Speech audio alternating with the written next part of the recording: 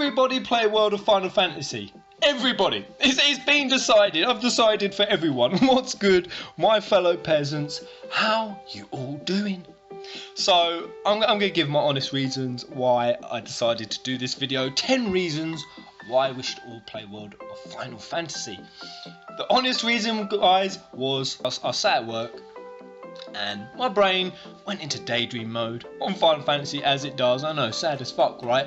And for the first time ever, my brain wandered to World of Final Fantasy. Not FF15, to World of Final Fantasy. Holy shit. I think my hype for World of Final Fantasy is actually catching up to FF15. I am so hyped, it looks so good. The more I see of it, they released a new trailer for World of Final Fantasy, or a PlayStation Access, there was a bit of gameplay. And the more I see, the more hyped I get. Some people can't see why, some people don't understand it, some people aren't sure if World of Final Fantasy is for them. I'm going to clear that up for you. I'm going to tell you 10 reasons why we should all play World of Final Fantasy. Actually, no, I'm going to give you 10 reasons why you are going to play World of Final Fantasy. You motherfucker. 10 reasons. Let's go. Starting at number 10, we have Final Fantasy Heaven, aka Shameless Fangirling. Oh, Shameless Fangirling, you are so good to me.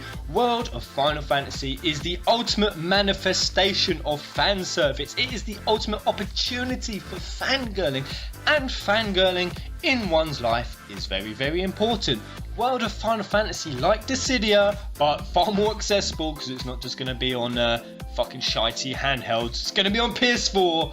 World of Final Fantasy is a game that brings all of the characters from across the FF franchise into one epic, awesome, coherent tale. From Quist disappearing, to Shulk appearing, to Squall, to Cloud, to Firion, to Celeste, to Lightning, you name it, you're going to be turning every corner in the world of Grimoire and coming face to face with characters you love, characters you have a connection with. You're going to see locations like Balam Garden reimagined. Oh man, anyone who is in any way, shape or form a Final Fantasy fan is going to get chills of excitement. They're going to get nostalgia. They're going to see characters they love, although they may be in a different context, in a different universe. They're still going to be the personalities of characters we love, and that is a very solid number 10. At number 9, I'm going with Monster Roster. Guys, nothing pisses me off more than when a game has a whack monster roster, and by whack I mean small, minuscule. You know, we've all played those games where the monster roster is really about 30 different variations of monsters, and some of them are even reskinned and just recoloured and have the same abilities and same general character model. We've all played those games where they have fuck all in the way of decently sized monster roster. World of Final Fantasies is huge. You are never going to get bored of World of Final Fantasy with such a huge monster roster. They look amazing. The animation looks amazing. They look traditional. So many, you know, from Tomberries appearing to Chocobos, real traditional behemoths, Iron Giants, you name it. Traditional Final Fantasy monsters. There's a lot of them, unique abilities, and more importantly, and this got announced on the latest PlayStation Access video, there's an imprison function, so we get to capture them. We already knew we got to use them as mirages, but they also announced that they evolve, guys. Holy shit! Yeah, we are going full Pokemon in the world of Final Fantasy. They evolve. They announced that, say, the Chocobo, that can evolve into the Chocobo, and one other above that. They didn't tell us what it is. I don't know, maybe it's like fucking Choco-Rock and it's Choco-Rock and it's some fucking Joss Chocobo, who knows, but I am so excited by that little detail, and I'm not even that, terribly that great a Pokemon fan, so if you're a Pokemon fan and a Final Fantasy fan, you must be jizzing your pants. I ain't gonna be ashamed of this. I ain't gonna be ashamed of my number 8. Rain, she's kind of hot. She's kind of hot. I know I wasn't gonna say it, especially after I did that Sydney Regalia skin video, and I basically almost, fapped on camera. No, the concern of am I coming across as a pervert to my fan base, that was in my mind, so I thought I might not bring this point up, but fuck it, it is a point. I mean, coming across as a pervert, I mean, actually, how old is Rain? How old is Rain? Oh god, I haven't even considered that. I suppose she does look pretty young. Oh fuck. Oh. It doesn't say. It doesn't say. I think I'm safe. For a minute there, I thought I was going to have to change my name from Final Fantasy Peasant to Final Fantasy Pedo. But it's always hard with Final Fantasy. They're always pretty young, the ladies. And I think Rain might make a lovely addition to the Final Fantasy girl roster. I think she makes a very cute, endearing, charming, kind of hot, and very, very, very feisty. Holy shit, I think Rain might actually be the feistiest girl we've had. From what I've seen in trailers, Rain is feisty as fuck. So I'm really loving her already, and I'm sticking with Rain is hot at number 7. You should have expected this from me, guys. You shouldn't expect anything less. Don't look at me like that. Don't look at me in judgment, you motherfucker. You know what I'm like. You know I'm Final Fantasy pervert. You know I can look at a 2D sprite of, say, Rydia and be like, yes, I'd like to take that 2D sprite and fuck. Okay, I realised I fobbed you off that last point, so I'll do it properly. Number 7, character designs. World of Final Fantasy's character designs, I absolutely love them. I should probably have this higher than number 7, but it either falls into 2 categories. They either look really cool or really mind-meltingly cute, and when they're in chibi form, they look like the Final Fantasy characters we know and love. You know, just because they're in chibi form doesn't mean they've not been faithful to sort of the detail they have, down to the belt, the buckles, the armor, the weapon designs, everything. They look great, and when they're not in chibi form, like I said before, they were done by Nomura, and that probably explains why they look so fucking cool. Rain and Lan look cool, the siblings look cool, all the chibi versions of the characters, they look cool, the robot hands look cool. I want to get jerked off by Rain's robot hand, that looks cool. They look well animated, and so character designs gets number 7. Value for money, and this kind of ties into monster roster, but you are guaranteed to get your money's worth with World of Final Fantasy from a content perspective. You know when a game has skimped out on its content. We all know those kind of games that have skimped out on content, and they've got away with the bare minimum to justify its price tag, and even then it doesn't quite do that. But we already have proof with World of Final Fantasy that you are more than going to get your money's worth by quite an amount. The amount of optional content in World of Final Fantasy, on top of the fact that it has a 100-hour long storyline, oh man, that's enough to make any FF fan drool. And to me, that is amazing. 100 hours, I don't give a fuck when anyone says. Some people turn their nose up at that. Some people say, 5 to 10 hours of RPG can be just as good as 100 hours. I say fuck that. I say absolutely fuck that. I know, I don't give a shit what anyone says. It doesn't matter how good it is. 5 to 10 hours is not long enough to connect on a real emotional level to anything. Well, actually that's not true. My boner connected to Sydney on an emotional level in far less time than that. But Sydney out of the way, besides Sydney, it's just not enough time to connect, and 100 hours, it is enough time to give you the Final Fantasy come down syndrome, and that is very important. Final Fantasy come down syndrome, a condition that is contracted upon the completion of a fucking stellar FF entry. The victim is left in a state of emotional turmoil, reflecting tearfully, happily or tearfully on the journey they just went on. Chest pains are a common side effect from the sheer volume of feels, and a deep-rooted yearning to be back, adventuring with their beloved companions once more. A prolonged period of shaky mourning and silent reflection is to be expected, where they can neither play another game nor have the desire to look at another game. Symptoms may last anywhere from 48 hours to 10 years. Number 5, I'm going art style. World of Final Fantasy's art style, guys, it just makes me so happy. It just does. It's so bright, it's so vibrant, it's so detailed, nice. It's like Spira in FF10. That was really colourful. You couldn't help but be happy in Spira with that colourful colour palette. But World of Final Fantasy, it's like Spira. Imagine if Kamari had come up to Tidus and gave him a really big fuck-off bag of good ecstasy tablets. That's what World of Final Fantasy is. It just can't help but make you feel happy. And I haven't even played the game yet. And Grimoire is already my happy place. It's the happy place I go to in my head when I'm down. I can already tell it's going to be my happy headspace when the girlfriend is shouting at me. Which, don't get any ideas, I ain't a little bitch, that doesn't happen often. Well, actually it happened this weekend. But honestly, what she had to go at me about was bullshit. Why the fuck can I not build a living room fortress anymore? Huh? Equipped with anti-female portcullis security system? Advanced pulley technology? Sweet, sweet entertainment system and guard hound. So how about we see who still needs to grow up when the zombie apocalypse starts? My last point before I move on to my top 3 reasons why, and the ones I'm most excited for, but number 4, support the franchise. I know that might seem like quite a lame point, but guys, I can't stress this enough. Final Fantasy is the number 1 selling video game franchise of all time, period, end of story.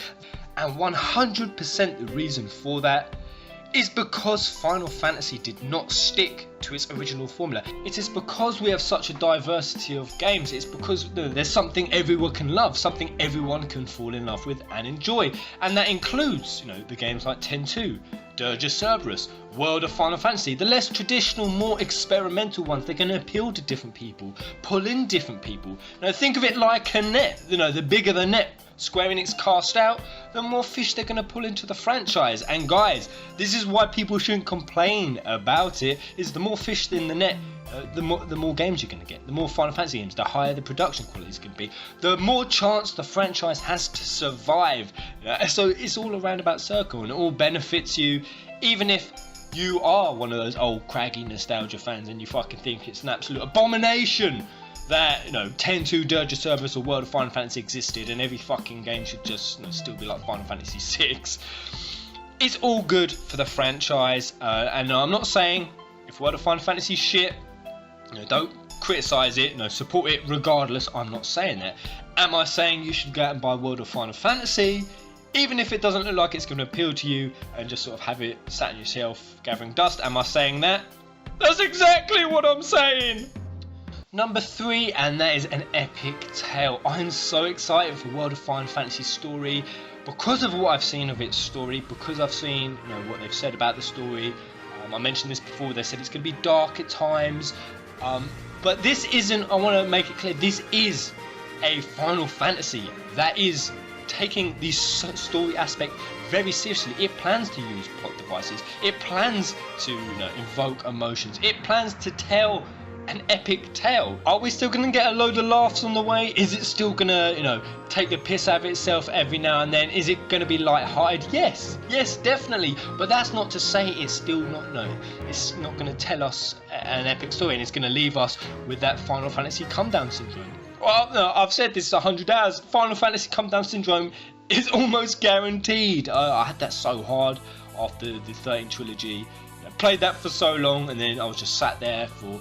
it's quite emotionally draining, putting that much time into a Final Fantasy, putting that much emotion of your own emotion onto the game, and I really feel like Final Fantasy, World of Final Fantasy, is going to do that from what I've seen of the story. It's even got a lot of the original voice actors of the characters on board doing that. I probably should have mentioned that a couple of points back, but that is so cool, and my anticipation and my hype for World of Final Fantasy's story, I really hope it lives up to my anticipation.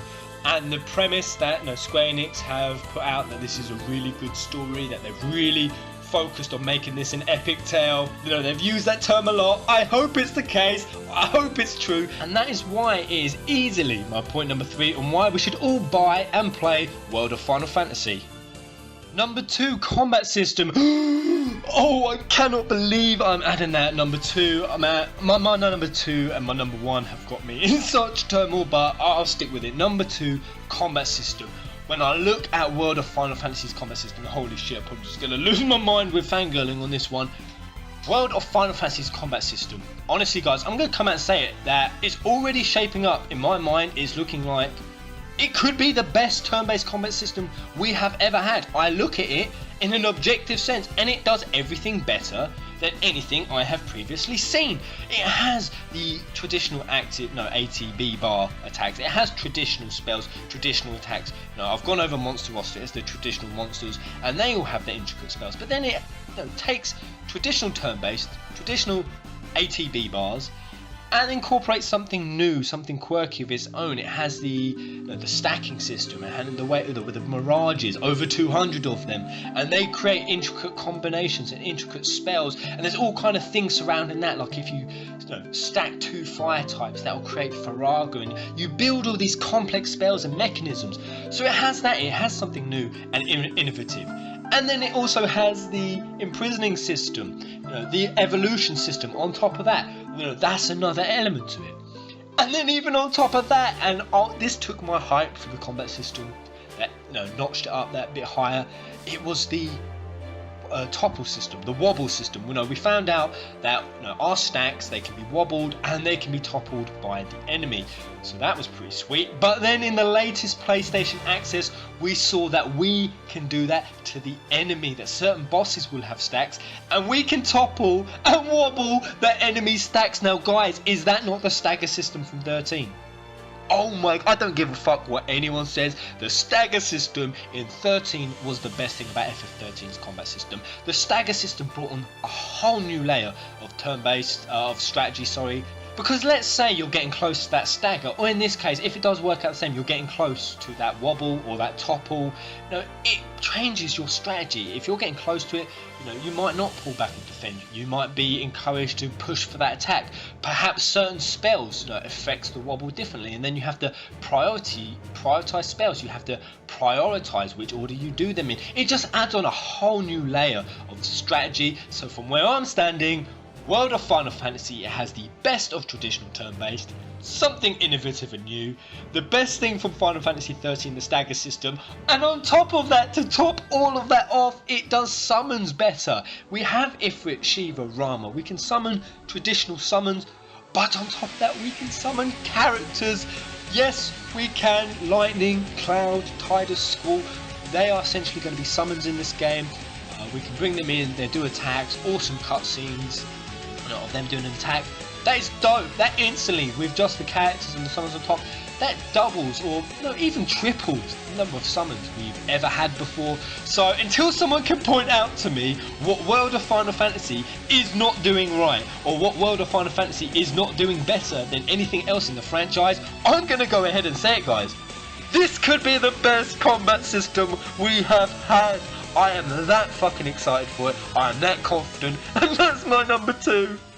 Now you're probably wondering what could beat that, what could top that. Well, I'm sorry, I've brought you here guys, all the way up to number 1, and this is purely a subjective point. I hope some people can also appreciate it and have the same personal opinion as me on this point, but I am going to put them as joint first. I'm going to put combat system and soundtrack as joint first. Now, soundtrack, this is my number 1 reason why I'm most hyped for World of Final Fantasy. I really do think it is that and combat system. And the reason for that isn't because we've heard a lot of World of Final Fantasy's soundtrack. We really haven't. They haven't put much out. From what I have heard, it sounds really good. It sounds beautiful.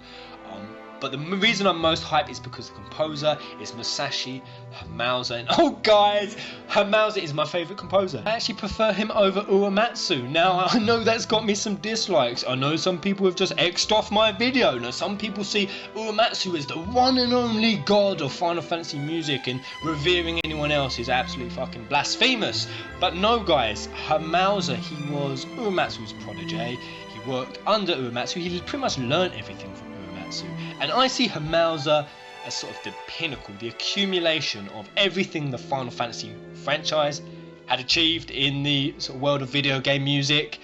Because the 13 trilogy, I know it's going to jar on some people. The ones who didn't like it, they want to hate on everything, but I don't give a fuck what you think about the 13 trilogy. If anyone tries to tell me that the 13 trilogy soundtrack was bad, you are straight up bullshitting. You're either bullshitting or you're deaf. One or the other. Because the 13 trilogy was, and across the entire trilogy, there was nothing Hamauza did not show competency in doing.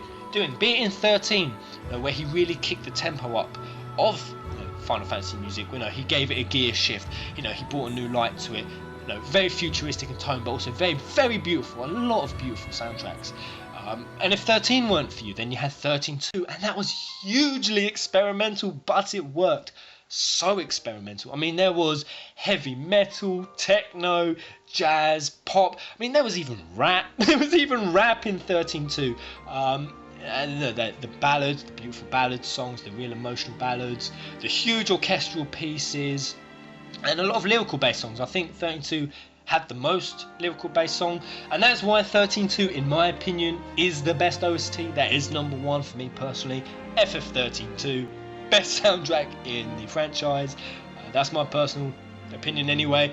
But if that weren't for you, it had Lightning Returns, and that was so traditional. That was so traditional. It had the old, Final Fantasy crystal tunes, crystal themes. It was so influenced on the older games.